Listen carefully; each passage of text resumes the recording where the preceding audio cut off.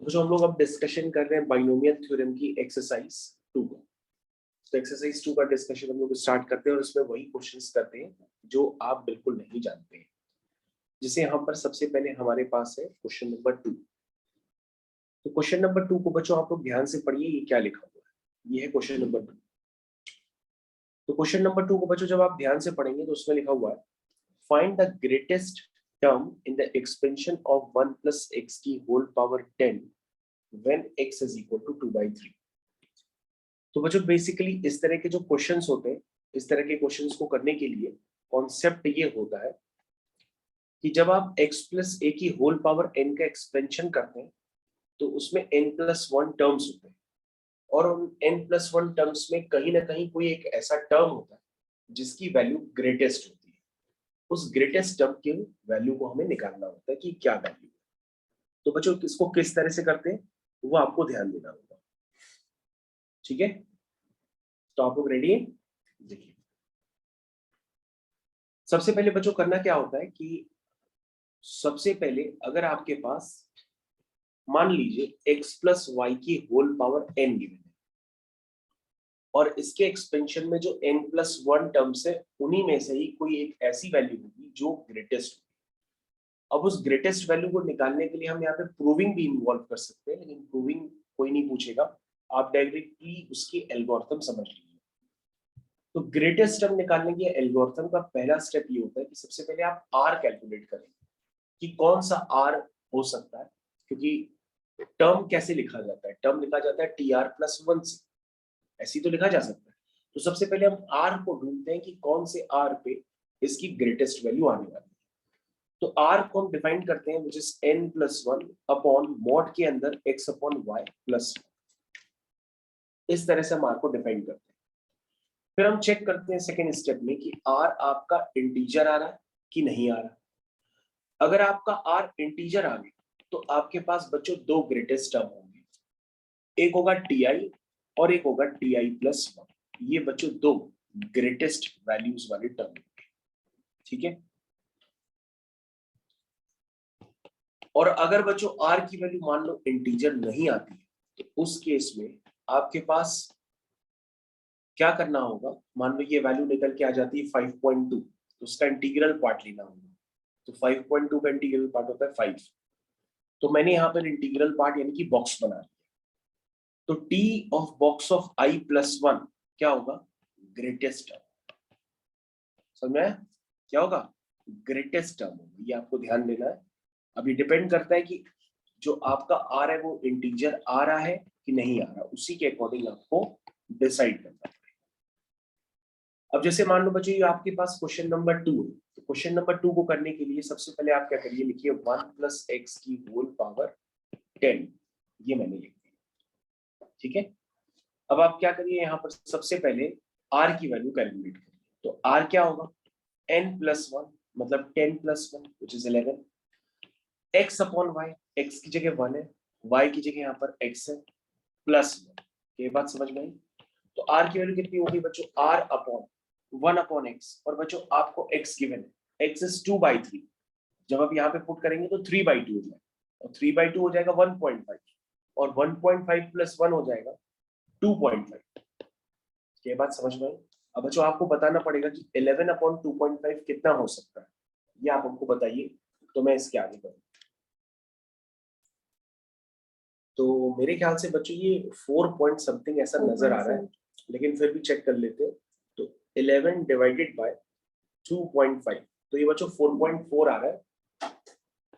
4.4, इसका मतलब जो बच्चों सेकंड केस है वो आपको देखना पड़ेगा यहाँ पे कि यहाँ पे r जो है वो इंटीजर नहीं है, यानी इसका न्यूमेरिकली ग्रेटेस्ट टर्म जो होगा वो होगा इंटीग्रल पार्ट ऑफ 4.4 प्लस 1। और 4 का इंटीग्रल पार्ट क्या, 4.4 का इंटीग्रल पार्ट तो 4 ही होगा, यानी इसको बच्चों इस तरह से लिखेंगे और ये टर्म आपका निकल के आ जाएगा टी आर प्लस 1 से कंपेरिजन करने पर। तो टी आर प्लस 1 क्या होता है बच्चों, वो होता है एन सी आर एक्स की पावर एन माइनस आर। तो बच्चों एक्स की जगह तो 1 ही है, इंटू ए की पावर आर, ए की जगह एक्स है, आर की जगह 4 है। तो बच्चों ये आपका आंसर आ गया। अब आप इसमें x की वैल्यू भी पुट कर दीजिएगा, क्योंकि x की वैल्यू आपके पास गिवन है विच इज 2/3। क्योंकि इसी x पर आपको वैल्यू निकालनी। तो बच्चों क्वेश्चन नंबर 2 का जब हम एक्सपेंशन करेंगे, यानी 1 + x की होल पावर 10 का जब हम एक्सपेंशन करेंगे, उसमें टोटल 11 टर्म्स आएंगे। उन 11 टर्म्स में आपका जो 5वां टर्म होगा वो न्यूमेरिकली ग्रेटेस्ट टर्म होगा, जिसकी वैल्यू मैंने अभी आपको लिख करके दी। ठीक है। इसके अलावा बच्चों यहाँ पर ऐसे कई सारे क्वेश्चन है जिसकी प्रैक्टिस आप इन्वॉल्व करके अपने क्वेश्चंस को कर सकते हैं। जैसे क्वेश्चन नंबर 3 आप कर सकते हैं। तो क्वेश्चन नंबर 3 आपको किस तरह से करना होगा उस पर आप ध्यान देंगे। ये है आपका क्वेश्चन नंबर 3। क्या लिखा हुआ है? लिखा है find numerically the greatest term in the expansion of 3 - 5x whole power 50 when x is equal to 1/5। चलिए निकालते हैं। सबसे पहले बच्चों मैंने आपको क्या बताया था कि आप r कैलकुलेट करेंगे।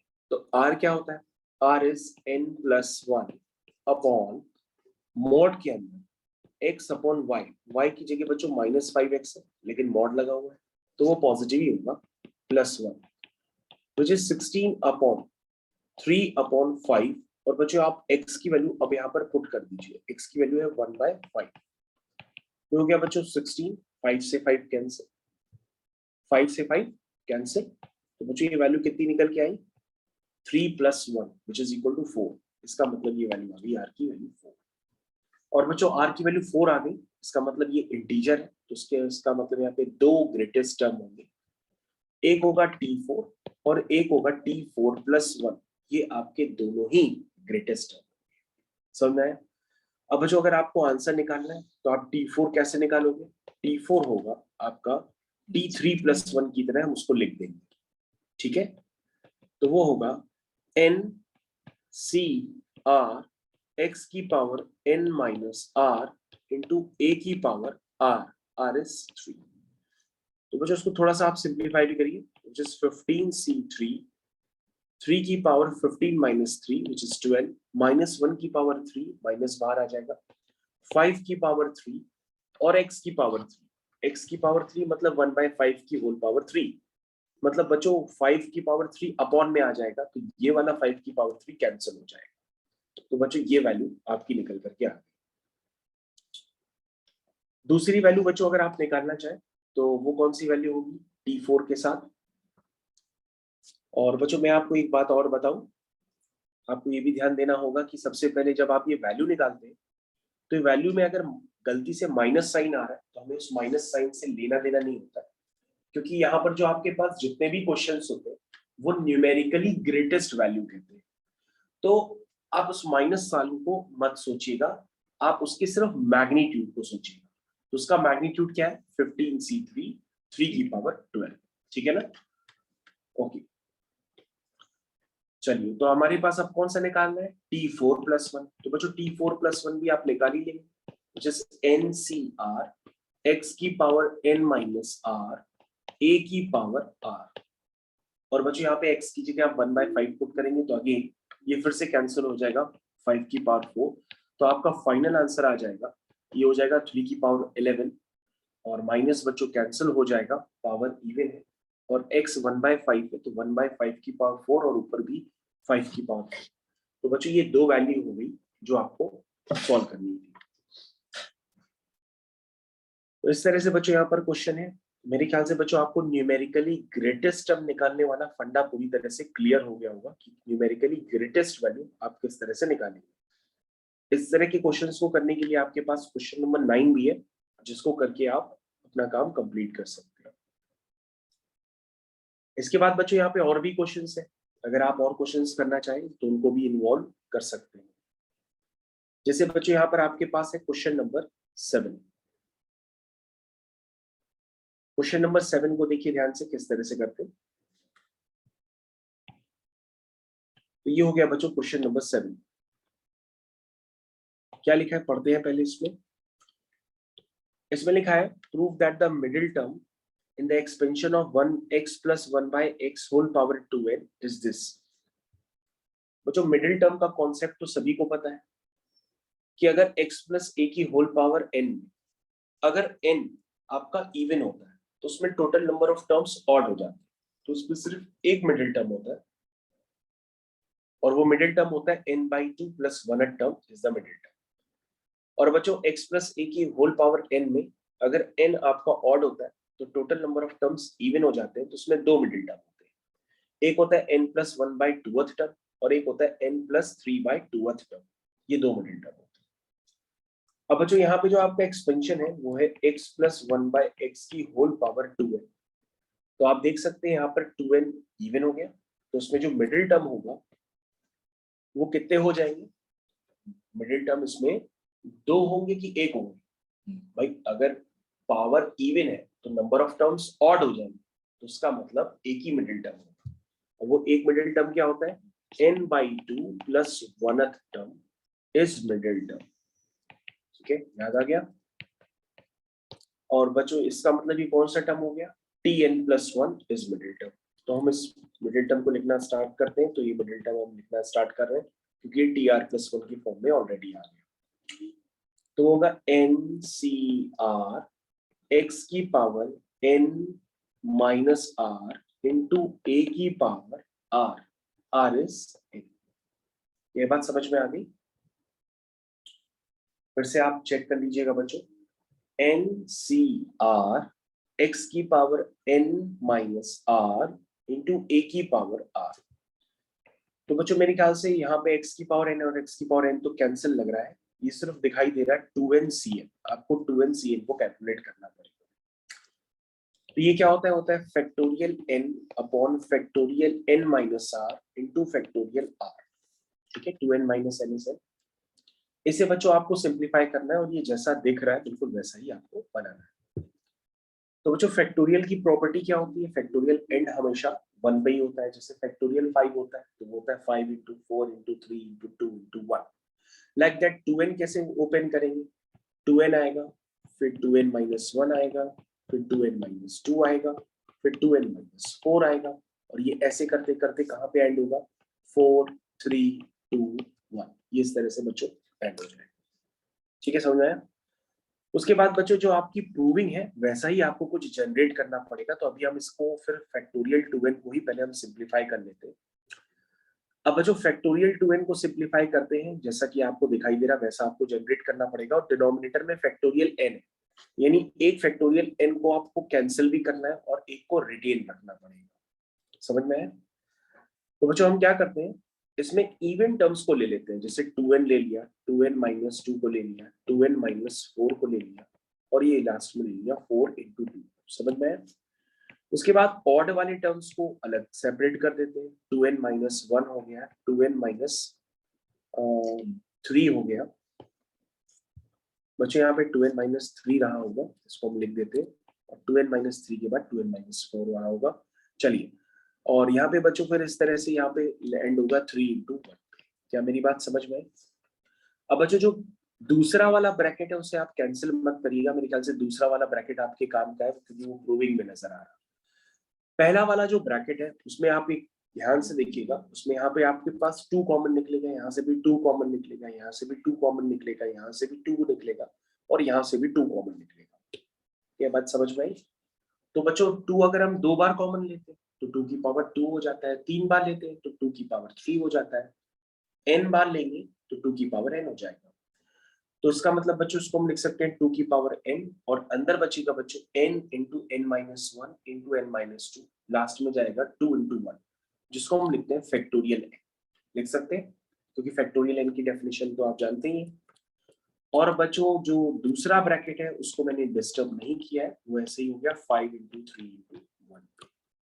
अब बच्चों डिनोमिनेटर में आप ध्यान से देखिएगा तो फैक्टोरियल n 2 बार लिखा हुआ था ऑलरेडी, उसमें से एक ये कैंसिल हो जाएगा, और आपको जो प्रूफ करना था वो आपके सामने आ जाएगा। मेरे ख्याल से सभी बच्चों को ये क्वेश्चन समझ में आ गया होगा। 5 into 3 into 1 whole divided by factorial. ये बात समझ में आ गई सबको? ये क्वेश्चन नंबर 7 था जिसमें आपने मिडिल टर्म निकाल के उसे प्रूफ कर दिया। ठीक है, ओके। तो बच्चों यहाँ पर आपका मिडिल टर्म निकल के आया है। उसके बाद बच्चों ऐसे यहाँ पे और भी क्वेश्चंस गिवन है। बाय द वे यहाँ पर बच्चों हम लोग अब कुछ प्रॉपर्टीज भी पढ़ लेते हैं और क्वेश्चन नंबर सॉरी जो एक्सरसाइज 2 के जो मेन क्वेश्चंस है वो सब लोग जो मेन कॉन्सेप्ट्स होते हैं वो मैंने आपको बता दिए। एक बार आप चाहें तो मैं क्वेश्चन नंबर 6 भी आपके लिए कर सकता हूँ। क्वेश्चन नंबर 6 भी आप देख लीजिएगा।